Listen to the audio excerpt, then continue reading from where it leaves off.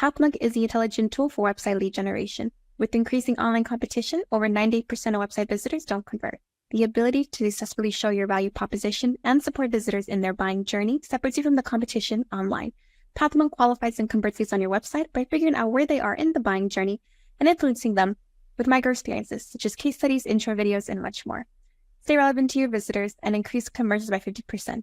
Add Pathmonk to your website in seconds. Let the artificial intelligence do all the work. Get access to 50% more qualified leads so you keep doing marketing and sales as usual. Check us out on pathmonk.com. On today's episode of Pathmonk Presents, I've got a very special guest with me joining today. Please welcome Garrett Brock, who is the VP of Marketing at Stukent. So for all of you who don't know, this is a cutting-edge software that mainly serves to educators across the country to be able to help our students be able to reach new heights within their education system. Garrett, thank you so much for joining us today. It's an honor to have you on our show. Thanks for having me. I really appreciate the opportunity. Yeah, absolutely. We're honored to have you here, learn more about you and as well as what you do at Stukent and what you guys offer. So tell us, what does your company do overall? We have an idea, you start to educators, then, help students overall, but can you give us more in depth what you guys do overall? Yeah, absolutely. So we're a digital courseware provider. So we provide digital textbooks and simulations to educators to use in their business, marketing, accounting, and communication classes. So our main audience is our higher education, but we also serve the high school market. We have some simulations for high school classrooms as well. And so in our what we call simternships, they're like simulated internships. So our digital textbooks are always up to date and current. Our authors update them yearly, and they're paired with a simternship where students get to practice and see what it looks like to be in that role in the real world. So for instance, we have a social media marketing digital textbook. So they learn the concepts there. And then in the simternship, they get an opportunity to practice creating a social calendar and creating content. And they schedule a week's worth of posts at a time. They get to do paid versus organic. They get to target audiences. They get to kind of run these social accounts for this fictitious company. And then they run the simulation. And the simulation spits out all the analytics of how that week's worth of posts would have done. The KPIs, the likes, the shares, the comments, the engagement, and how much revenue each post drove for the company. And so they get to then practice and see if what they're learning is sticks, and to see if it's something they even like. And so we have that for over 40 subjects in marketing, accounting, communication, and business. Yeah, so it's pretty cool. Yeah, that is really cool. And I love too how it's so diverse where, the 40 subjects, it allows for students to be able to pick, okay, this is what I want to do my internship in, or I have an interest in this one. Can I try this one first and go on to this one next? So with this internship, how long is it? Are the students allowed to start one and then once they finish their first internship, can they pick up another one? Or is it more where they start the first one and then they're not able to do it again after? They could do more. So they usually play around through one time because they play like with their course. Usually a teacher introduces it somewhere in the semester. And what's great from the education side is there's gradable aspects to it. So a teacher can use this simternship as part of their grade. But each simternship ranges somewhere, our simternships range from 6 rounds to like 15 rounds. And each round takes like about an hour, maybe a little bit longer for some. And so it kind of depends on how the teacher uses it in the class. Some use it at the beginning for practice, and then they'll have exams later, or some will use the simternships as like the exam. So it kind of depends on how the teacher wants to use it. There's a lot of options of how you'd like to use it, but they're really cool. And that's honestly like what brought me to Stukent. I was a marketer, I was a brand marketer, and when I saw what they were doing in their simternships, it really was like, wow, this is what I wish I knew in school. This is like what my job is. This is what we do.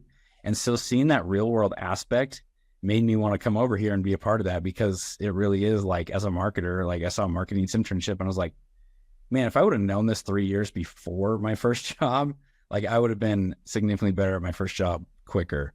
And I think that's what students love about it. I think students also love, like, a lot of students think they want to do something in their life and they don't find out maybe till their senior year or their first job that they actually hate what they're doing. Exactly. Yeah, very, very true. So the sooner they can get real world experience and see, they might find out they do or don't like something. And I think that's another big win of doing a simternship style experience while you're in school. Yeah, exactly. And plus it provides them with that opportunity as well, especially, depending, where you are in the US and how the job market is in that area. It varies from state to state. So I think it's great where they're able to come into this, test the waters, get their feet wet, and really be able to dive deep at such a young age to where, as you said, like it then will propel them into, okay, what career do I want to lean more into?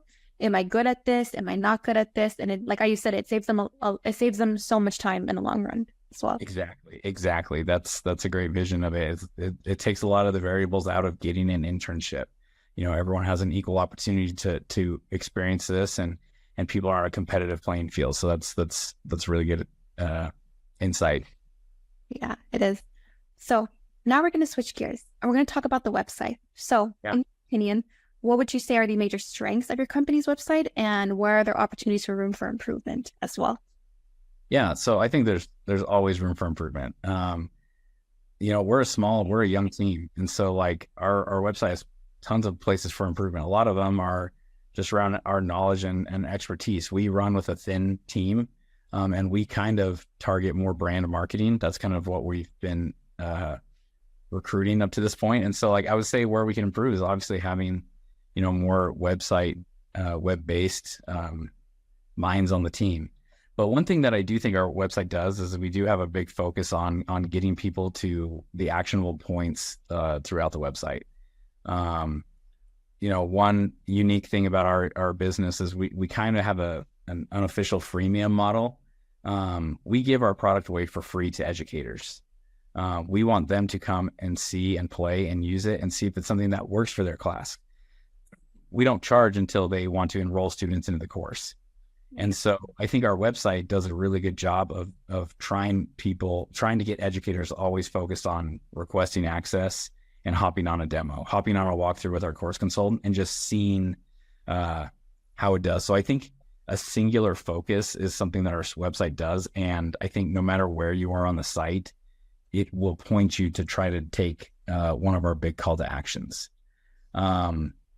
What I think it could do better is having, obviously, content marketing. Like content marketing is like one of those things like you can always do better because we could always have more. But I really do think that's probably a place that we can expand on is how do we do, we have a really unique audience, a niche audience of college professors who teach marketing classes. There's not a ton of them in the world, but trying to content that's unique to them and that still drives good traffic. And so I would say like we could continue to improve our content that's relative and help build Stukent brand awareness to educators across the country. Yeah, absolutely. And I really love too how, it's like when you're explaining the freemium model where it's free for educators, it allows for them to be able to test the simulation and see, okay, how can I integrate this? And if I can integrate it into this course, how can I be able to integrate it into other parts of my lesson to where I'm still giving the students the opportunity to be able to try these new things. And overall, it makes the learning more interactive as well. I wish I had this when I was a student. This would have been fantastic. Yeah, absolutely. And that's why we know, like, that's why we want to get educators in. Because like we close like at a really high rate. Like if we do a demo to an educator, like not to toot our own horn, but we close like really high. And so we just know we just need more people seeing it. And so that's why we have that singular focus. Because anyone who sees it, any marketer who sees it, any educator who's been in marketing, any business professor, like it's super real world and like it's pretty obvious that it would benefit students. And so it's just trying to get more at bats with the right people. Yeah, absolutely. I love how you summed it up as well. So now that we've covered the website, we want to talk about you as a leader. So you mentioned how, coming into this role, it was a part of your passion on wanting to help educators and students and what you had wished you had had. So elaborate on what you do for us, throughout your day and, who you report to and who you work with. Yeah, absolutely. So I am the vice president of marketing. And so we have two departments under marketing. We have our creative team and then we have our product marketing team. And so that is where we spend the majority of our time, obviously. Product marketing is really focused on, helping improve the product and helping position the product as well as possible for it to succeed in industry. Our product marketing team is focused. They're actually a revenue focused team. And we do that on purpose. Like we track other marketing KPIs, but we are revenue based because we want our team to integrate with sales really well. We want to be too many people view sales and marketing as competitive, and we should be together.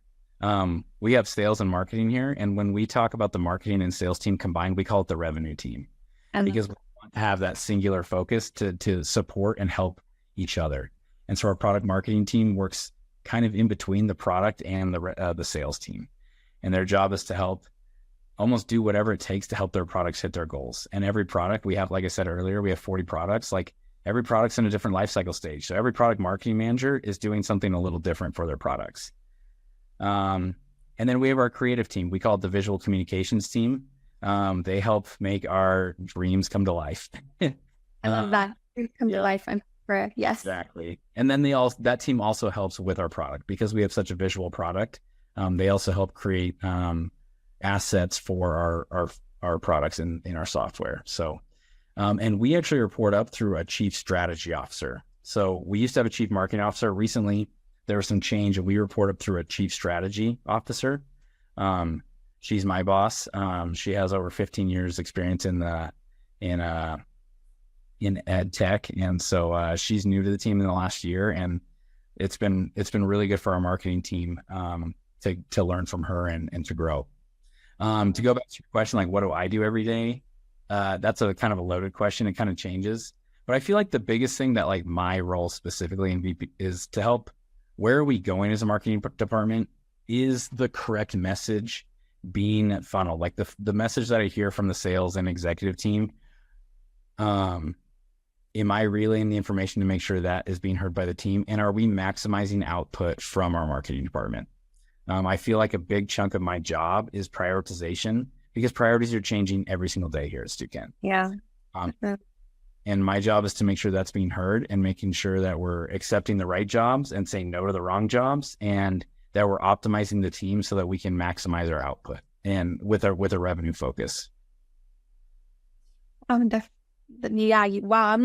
I'm just so amazed. You guys have a lot on your team, but I really love how, with the way it's broken up and the way how you explained it as well.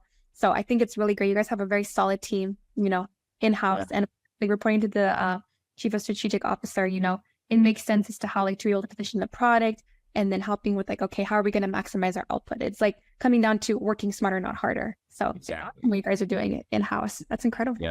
Yeah, it's difficult at times. We always talk about how we have marketers that are in the weeds and out of the weeds. And my job is to try to be out of the weeds as much as possible so that we're seeing what's going on. But you need both. If you're only out of the weeds and you're only a planning company, you don't do anything. We try to be a team of execution.